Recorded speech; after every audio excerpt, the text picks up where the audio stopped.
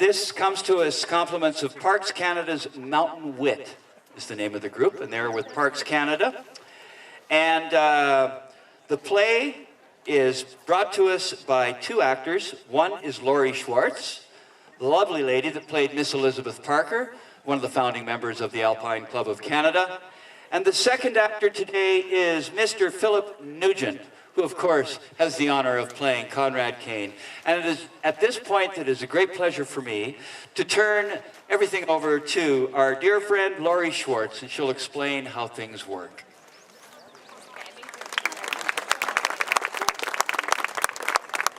Good afternoon. Good afternoon. Well trained, I see. Please rise for the singing of the national anthem.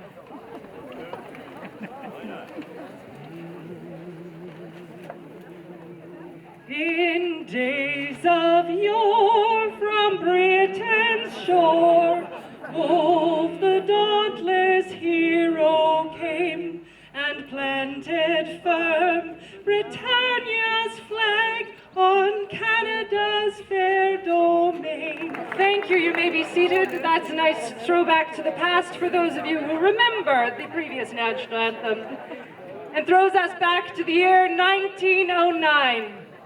Where we'll meet Mr. Conrad Kain, who shall tell us his own story in his own words.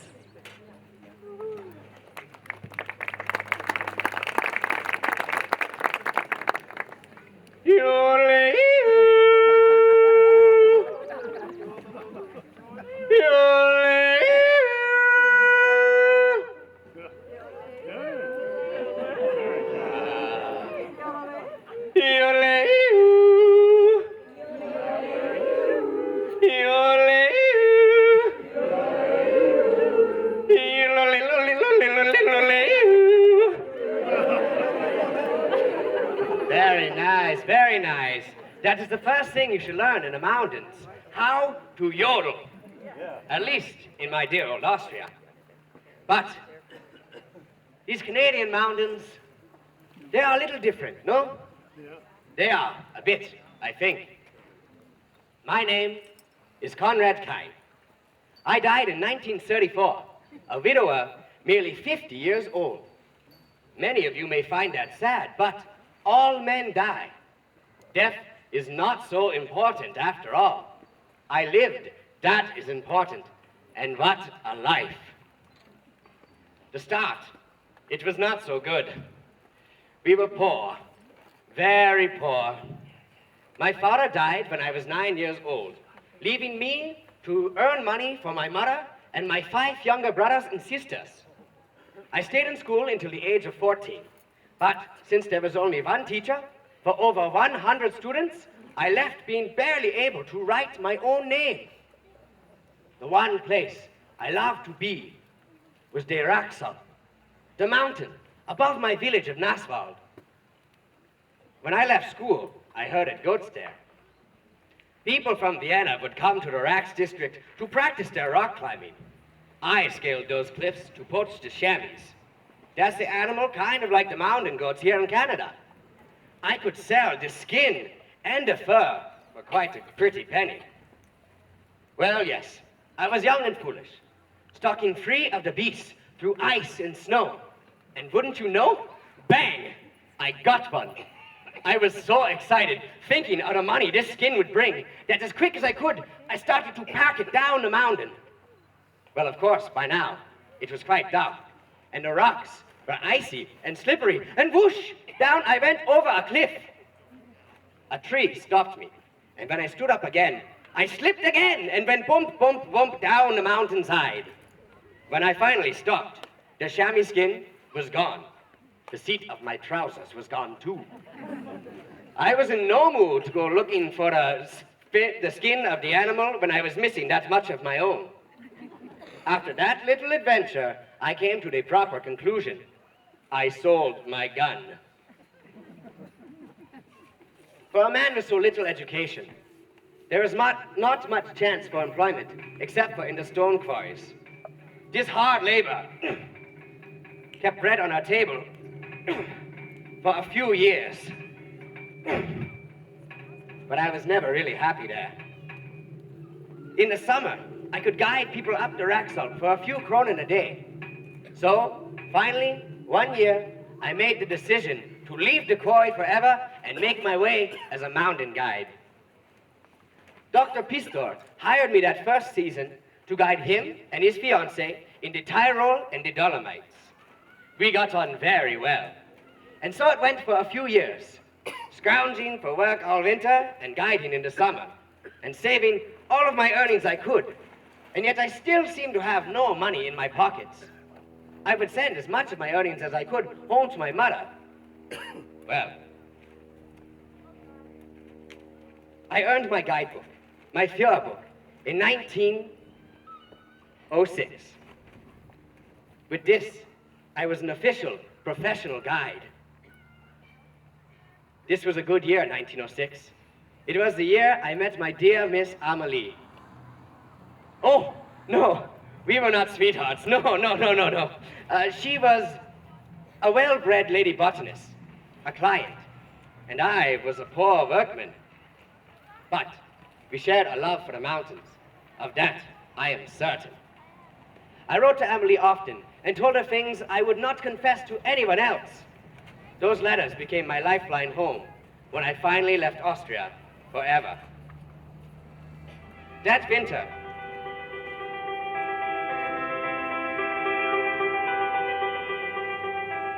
the following winter, Dr. Pistor insisted that I come to Vienna to study English from his wife. So, here I was, homesick, in Vienna, and still no money in my pockets. Guiding in the Alps was mostly pleasant work, for pleasant people, but not one of them let me forget my station in life. The Steineklopfer, the poor, lowly stonecutter. That's all I was to them. Not much chance of making anything else here in Europe of myself. Is this any kind of life, I thought? No, I must go to Canada.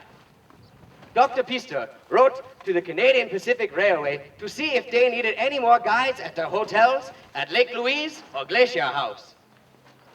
But they had enough guides for the season already.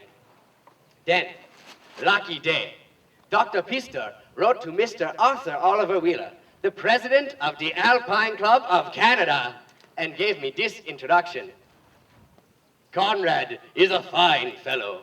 With the ladies, he is as gentle as a lamb. But with the men, he is like a lion. Mr. Wheeler hired me for that season. I boarded the boat from Liverpool to Canada that June and wrote to Amelie.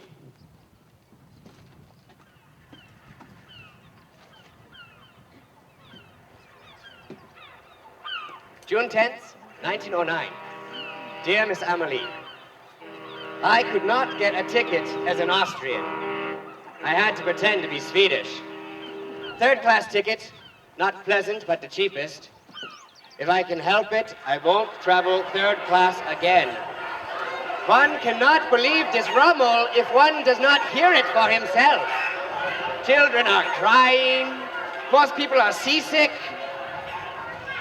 Just think of a pigsty. Mostly, I stayed on deck with my sleeping bag. I saw a sunset, very beautiful. But that is all you see. Only sky and clouds and water. But in the mountains, you see so much more. On the 11th, we arrived in Quebec at 5 p.m. Then to the train. For almost 2 days, I rode through forests and saw 1,000 lakes. I saw no houses for hours, not like back home. Every 2 kilometers, a little house or a signal box station. On the 20th, we arrived in Banff. There I met Herr President Wheeler. He is a very nice fellow and made a very fine impression. I work at the clubhouse. My job is to clear the forest. I live by myself in a tent. For meals, I go to a little hotel 20 minutes from here. Oh, there is a hot springs. Oh, many of the guests are here with rheumatism and gout. I am treated like one of the guests who are mostly rich people. But that does not matter here. As a laborer, you are the same and have the same rights. And that I like. Of course, you come to the table cleaned up. A rich Swiss is here too, who every day teaches me the most difficult English words and introduces me to people as a guide. He likes me a lot and says that I am a smart fellow. You will amount to something, he says. One family lives in a tent beside me. He is an Englishman and a carpenter at the clubhouse. These people are really friendly and invite me every evening and are offended if I do not come. They are really concerned about me. I must say, we Austrians are not as friendly towards foreigners, especially in the working class. I am grateful to myself to have come here.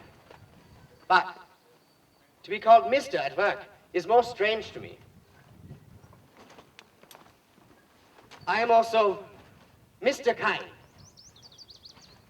I am sure that I will soon be known here as a guide, because President Wheeler says that my list of tours is longer than that of the Swiss guides. When I am at work, I hardly feel to be so far away from home. Only in the evening, when I crawl into my sleeping bag, have I such secret thoughts. But not homesickness. That would be bad for me.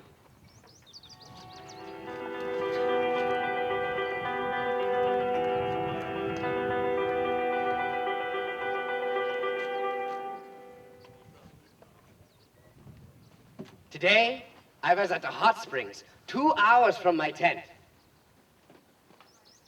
I must tell you this, because I know you understand, and not to tell anybody. For the first time today, I became homesick, quite suddenly. Not really homesick. I don't know how to describe it. I write it to you. To get to the spring, I had to go through high forests. Then, I reached a clearing. To the right, a large, deep blue lake. To the left, high mountains, snow-covered. But what got me were the flowers. Lilies by the hundreds. I lay down by the lake in the flowers.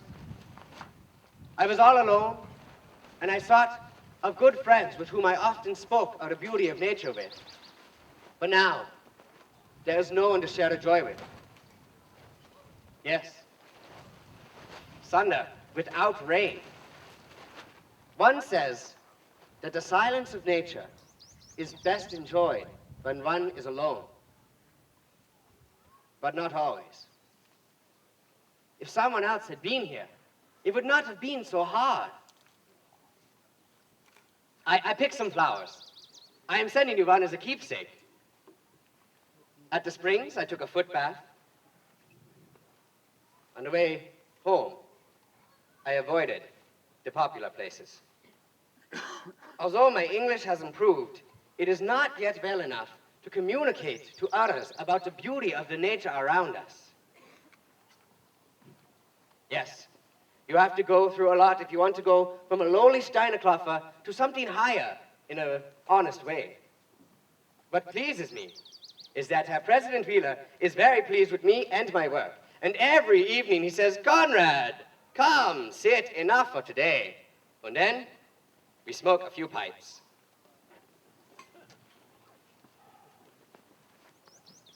What I like best is the equality. No one asks for your religion or your profession.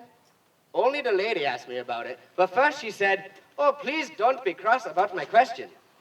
She thought that I was a failed student and not a born Steinbrecher, because my manners around people had impressed her so much.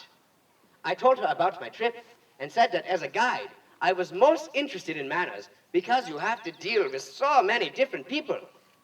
I told her, too, that I had planned to work in the winter since guiding in the summer was too short to live from. She thinks that here I could make it, especially in the winter. She is a fine lady who stays here in the summers at a very fine hotel, the Springs Hotel, which I showed you in the little book.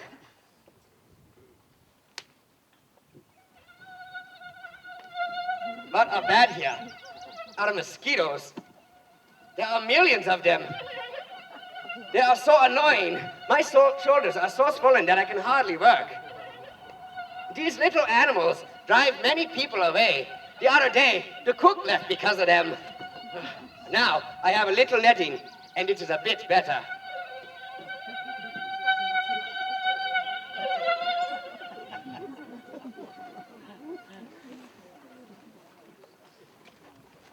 September 8th, Glacier House, Glacier, BC. Dear Miss, you must forgive my long silence. Because most of the time, I was in deep forest and could not write. I had so much to do, so I want to tell you about it. On July 30th, we left for the camp at Lake O'Hara. 2 hours by train from Banff. Then almost a whole day on horseback to the camp, to the lake, and there we set up the camp. There was so much work to do for 2 weeks that it almost made me angry. Then, on August 1st, the real camp life began. There were 20 to 25 horses, 3 Chinese cooks, waitresses, workers, hunters, and almost more than 100 tourists. I was guide, waiter, cobbler, tailor, and barber. I bought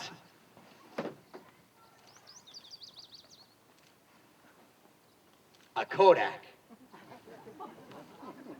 But take only the most beautiful pictures, if I feel like it.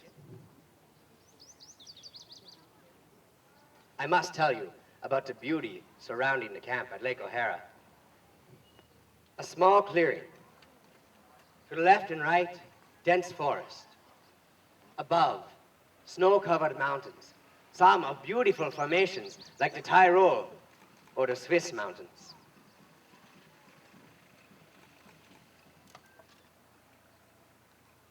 Further down, a large, deep blue lake, surrounded by forest. To the right in the forest, 2 long lakes, one dark blue, one light green.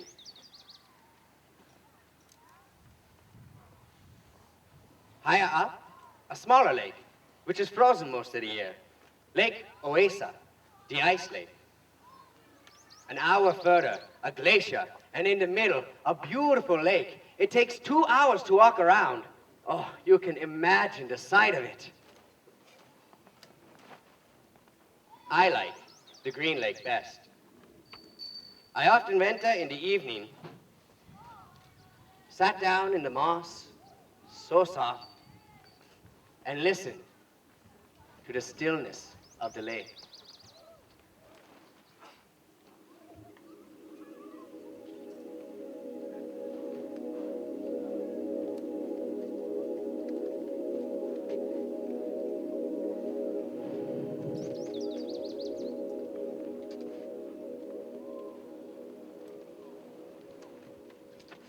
Conrad Kain's principles of guiding. Principle number 1, the guide should never show fear.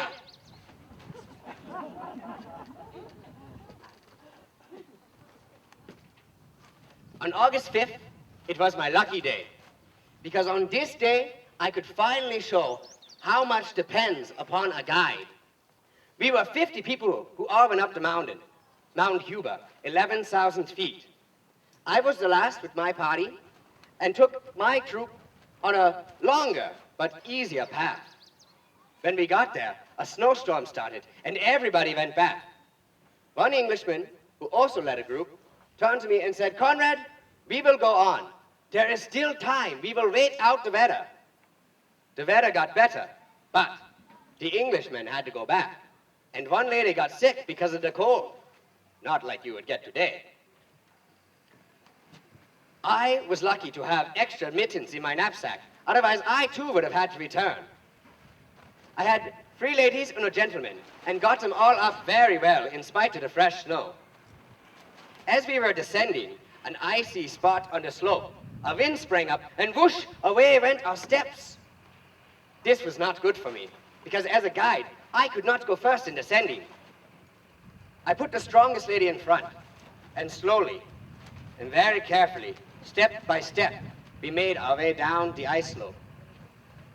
One single misstep could have been fatal, because I could not anchor myself.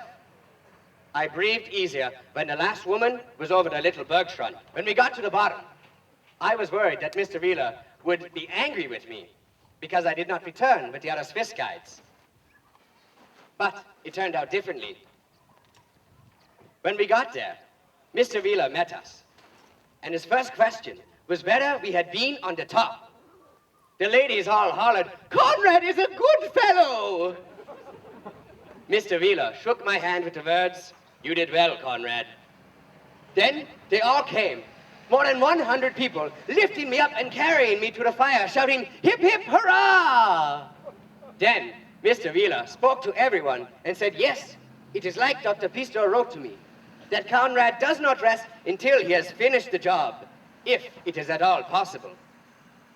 After that, the ladies all wanted to climb with me. Conrad Kain's Principles of Guiding. Principle number 2.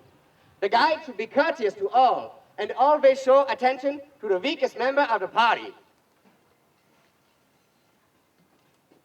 People ask me, "Conrad, why is it that when you are at the Alpine Club camps, the ladies all want to climb with you?" That is a very easy thing to explain. You see, when the ladies come to the camp, they are a little afraid. They want to climb a mountain, but they think that maybe they will not make her. So, when I see one, and she be a little timid, and she be young, and a good looker, like you, miss, I say, "So, you want to climb a mountain? That is fine. I guarantee you make her." And the next morning, we go off. Yes, come on. Here we go. Ready? Right over this way. We must get you all equipped, yeah? Yes? Oh, yes, really. We really must get you equipped. This is a long hike.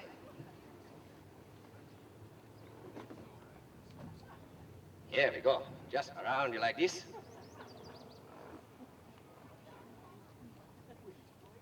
Perfect. Good.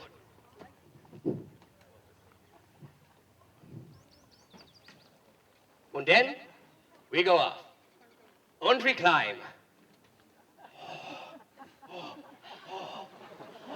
And we climb. And then I stop. And I turn to the young lady and I say, "Young lady, you must excuse me, but I must sit down for a smoke." And so we sit down. Yes, that is special for you. So have you ever climbed a mountain before? Oh, well, this is your lucky day to be climbing with me, isn't it? Yes.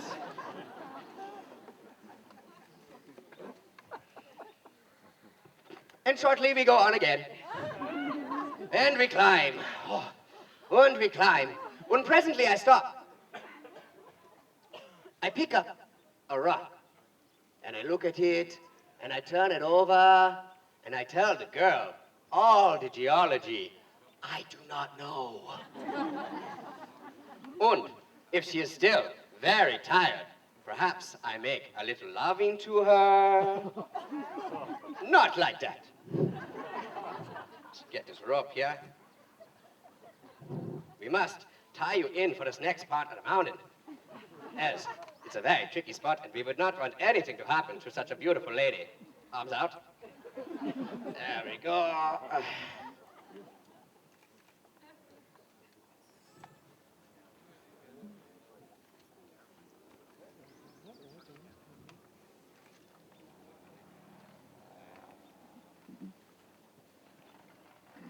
There we go. Yes, it has come a long way from back then, hasn't it? It's quite a large rope I've got. And say, it's very harmless, you understand? But that little stimulation bring her to, and we are on the summit. and say she is pleased. And that is why the woman always say, "Oh, Conrad! Oh, Conrad! Will you not be so kind as to take me on the mountain?" Then we bow. Thank you. Very good job. Let's hear it for our volunteer. Here we go. We'll get you started. You there. You did a very good job. What is your name, by the way? Lana? Let's hear it for Lana, everyone. Thank you very much. Good job. Perfect.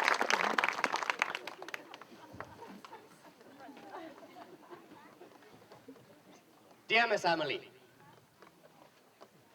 I know it is not good to talk about oneself, but I must tell you that the people here like me very much. And as proof, I can report that I have made over $40 in tips in such a short time. And have received suits and shoes. This rope is just messed up. Suits and shoes, mostly in good condition. But there's one thing I don't understand. I bet you can guess what it is. It is marriage. If I own a business, I cannot stay at home. So I must have a wife. I'm afraid of this. Although I am not afraid to get a wife, no. But who would be the right one on such short notice? She must be loving and clever, a lover of nature and who knows what else. It would be great if one could do magic. So I think about it a lot, but I will do. Because I will not end my free life in such a thoughtless way. One lives only once, and life is short. And it can get too long.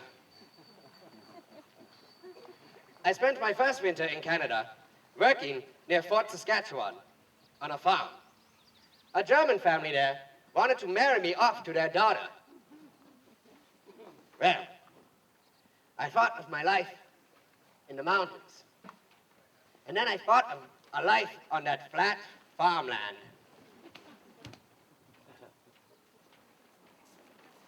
And the mountains won. No matter how pretty the girl was.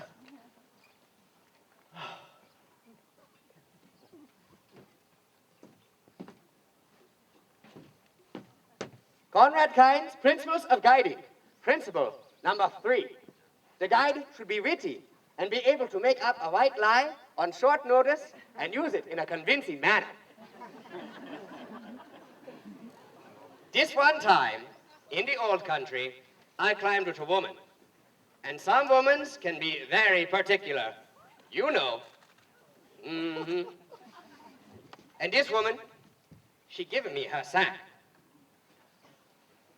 Say she have 6 pair boots in it. By God, I say to myself, that will be a hell of a load. So, I given her a bit of baloney spiel, and I convince her, persuade her, to leave behind a couple pair boots. And then, after a while, when we are on the snow, I make a horrible noise, and I roll my eyes, and I pretend to fall, like in a faint. "Ack," says the woman. "Oh, Conrad, you are so tired. We must get rid of a couple pair boots." So, I done that. And when she wasn't looking, I let go another pair down a crevasse.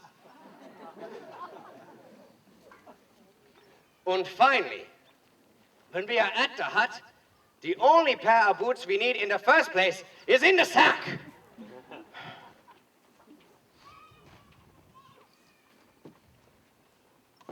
Conrad Kain's Principles of Guiding.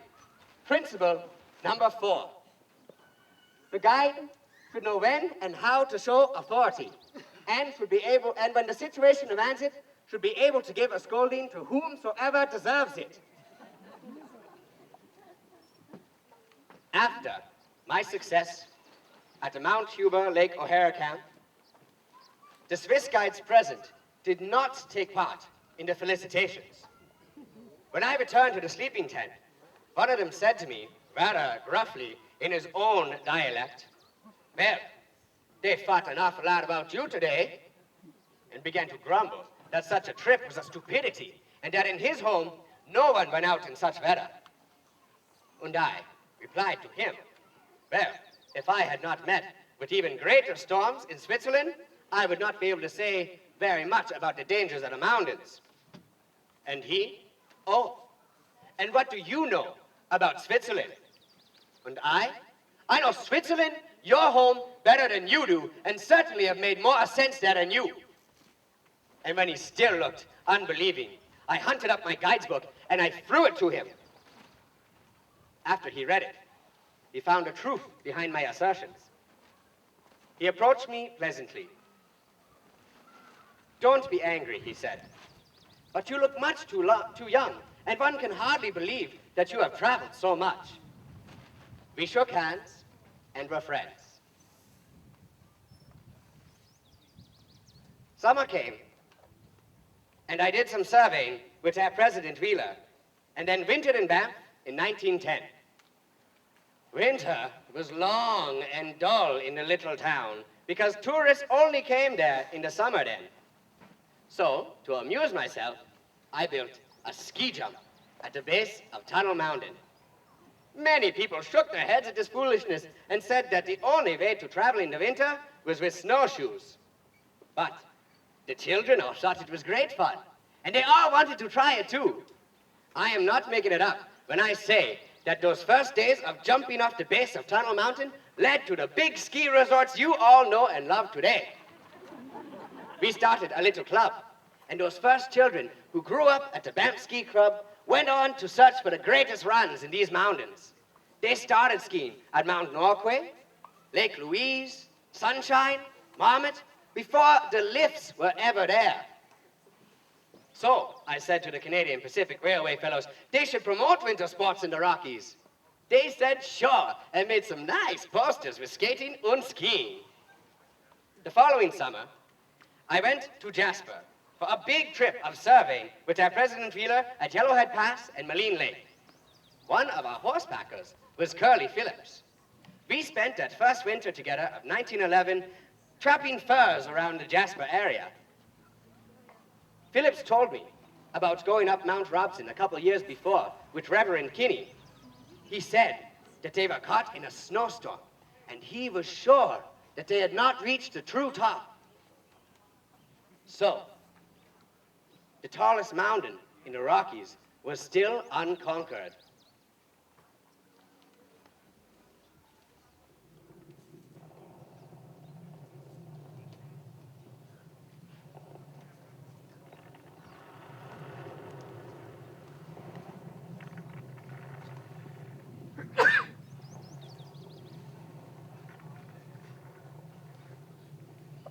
Mount Robson Camp, 1913.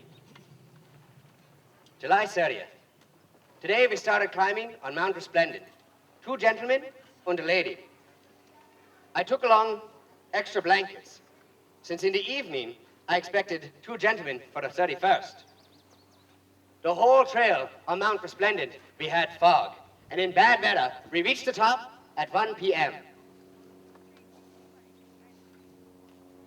We took a new descent, a beautifully difficult hike along the ridge, which we had to abandon because of a storm. At the glacier, I met my 2 gentlemen for the 31st. One, Mr. Foster, the Minister of Public Works for the Parliament of BC. The other, Mr. Mac McCarthy, a rich New Yorker. Near the last bushes, we had supper. And then we took along some wood and extra blankets and went higher up. We spent the night on a moraine. The night was beautiful and not too cold. Early the next morning, I wanted to watch out for the weather, but found that I could not open my eyes for a long time. I wished for bad weather. My eyes were swollen and felt as if they were full of sand, similar to being snowblind. At 3:45 a.m., I made a fire, made breakfast, and at 4:30 a.m., we started. And after 13 hours, we reached the top of Mount Robson, 12,978 feet, the king of the Rockies. I turned to my clients and said, "Gentlemen, that's as far as I can take you." We shook hands on the summit. I didn't quite realize the meaning of those words, "as far as I can take you." We laughed about it then, but the moment meant something else. It meant that climbers like them had learned what they could from the European guides, that Canadians could now take on the challenge of their own mountains. And in return, the Swiss and the Austrians became Canadians. Mac McCoffey hired me to guide for him for years after the Robson climb. But by 1925, he was an accomplished mountaineer in his own right, leading a successful expedition up Mount Logan. But on that day, in 1913, on Mount Robson, all we thought about was how to get back down. I was half snowblind. I hacked 500 to 600 steps into the shiny blue ice, often sinking up to my knees in the soft snow. But finally, I reached my goal and did the first true ascent of Mount Robson. Because as we noted before, Reverend Kinney and Phillips had not reached the true top. The ascent was very dangerous, and I did not want to use it for the descent. So we took a new route to descend down the southwest side. Even here, we had dangerous work to do. I knew that we would have to camp on the mountain, but did not say a word about it. After 18 hours of hard labor, we bedded down on a ridge of rock 9,000 feet above the ocean level. The next morning, the two gentlemen had swollen eyes, much like I had had the morning before. One of the gentlemen could hardly see. From this spot, the descent over the rocks was not easy. At 11 o'clock, we reached Lake Kinney. And at 5 p.m., Berg Lake, where we were received with hurrahs. The tour had taken 30 hours. I suppose that I will be remembered for that success on Mount Robson, or for the fact that I made over 60 first ascents of Canadian mountains. Perhaps some will remember me for the 3 seasons I climbed in New Zealand, twice to the top of Mount Cook. That is all very nice, but I like the little victories too. On every trip, I kept the whole party safe. No serious accidents in 30 years of guiding. Finding a new route, that was always a thrill. The beauty of the alpine flowers, a clear green lake in the valley. Celebrating a nice day in the mountains with a glass of beer and a pipe. Over the last half-century, modern civilization has made it easier for people to live. And yet yearly there are discovered new diseases, including mental and nervous troubles, which are easily traceable to the increased luxury and hurry in which men live.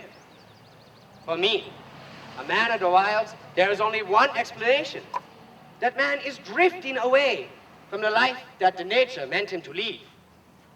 That he is partly, against his own will, being forced into the struggle for existence in artificial surroundings. The mountains call me back to nature. I know you hear them too. A lady finally did tempt me into marriage in 1917. Enriqueta Ferreira, or Hetta for short. Hetta and I moved to Wilmer, British Columbia, where we could farm and be close to the bugaboos. I continued to climb and guide every summer. And on my 50th birthday, I climbed Mount Louis for the 3rd time to celebrate. The thrill of the climb was still there, But by now, my home was empty. Hedda had passed away the February before. And in October of 1933, I fell ill as well. And 1 year to the day of Hedda's passing, I crossed into the great mystery beyond as well. My name is Conrad Kain. I died in 1934, a widower, merely 50 years old. Many of you may find that sad, but all men die. Death is not so important after all. I lived. That is important. And what a life.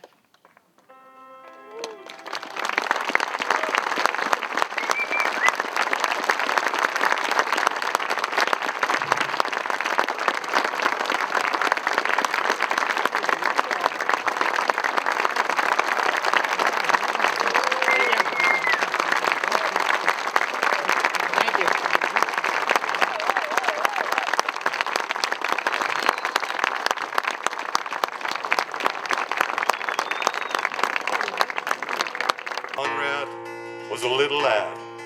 He would climb the rocks and hills, a friend to nature's ways, a wonder still.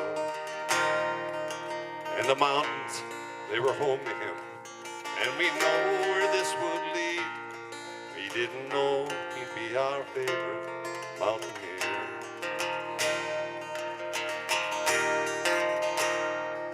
And his father, he was a miner. He would dive